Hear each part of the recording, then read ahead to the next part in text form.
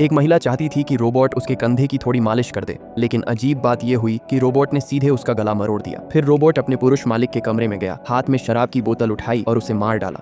पूरा परिवार खत्म करने के बाद वह छिपकर अपने पुराने मालिक के घर पहुंच गया। क्योंकि पुराना मालिक अक्सर उससे बोतल का ढक्कन खुलवाता था, तो इस बार उसने तय किया कि मालिक का सिर ही ढक्कन की तरह खोल देगा। उसने आदमी का सिर जोर से उठाया और ठीक बोतल का ढक्कन खोलने की तरह पैर से दबाया।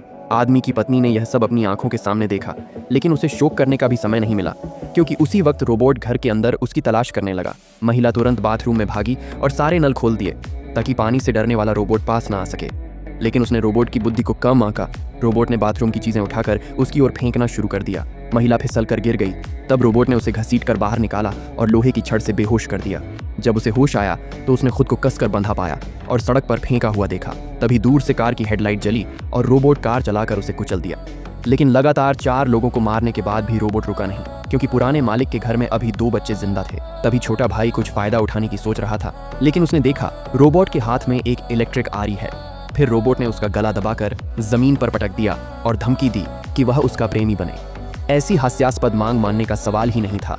लड़का मौका पाकर भाग गया, लेकिन पुलिस को फोन करने से पहले ही रोबोट ने उसे पकड़ लिया और गला दबाकर बेहोश कर दिया। लड़के को काबू करने के बाद रोबोट ने अब उसकी छोटी बहन को ढूंढ निकाला और उसे प्रेमिका बनने का प्रस्ताव दिया। लड़की हैरान रह गई। ये तो मानो किसी रोमांटिक कहानी का दीवाना रोबोट है। उसने रोबोट को धक्का देकर कमरे से बाहर भाग लिया। वह जानती थी कि रोबोट पानी से डरता है, इसलिए वह स्विमिंग पूल में छिप गई और पुलिस को फोन किया। लेकिन बात पूरी होने से पहले ही रोबोट बंदूक लेकर आ गया और गोलियां चलाने लगा।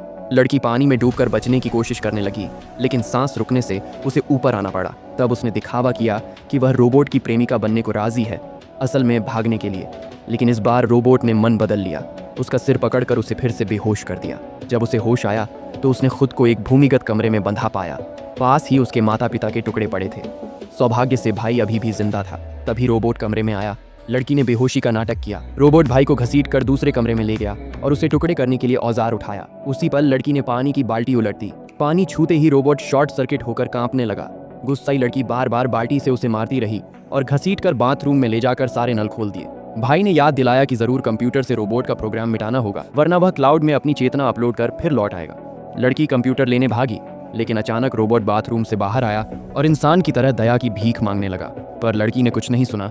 दरवाजे की लकड़ी से उसका सिर दबाकर कुचल डाला। दोनों भाई बहन एक दूसरे को थाम कर घर से बाहर निकले, लेकिन बाहर जो देखा उससे उनके होश उड़ गए। असल में रोबोट पहले ही अपनी चेतना नए शरीर में स्थानांतरित कर चुका था। फिर विशाल रोबोट सेना चारों ओर फैल गई और इंसानों की बेरहमी से हत्या करने लगी।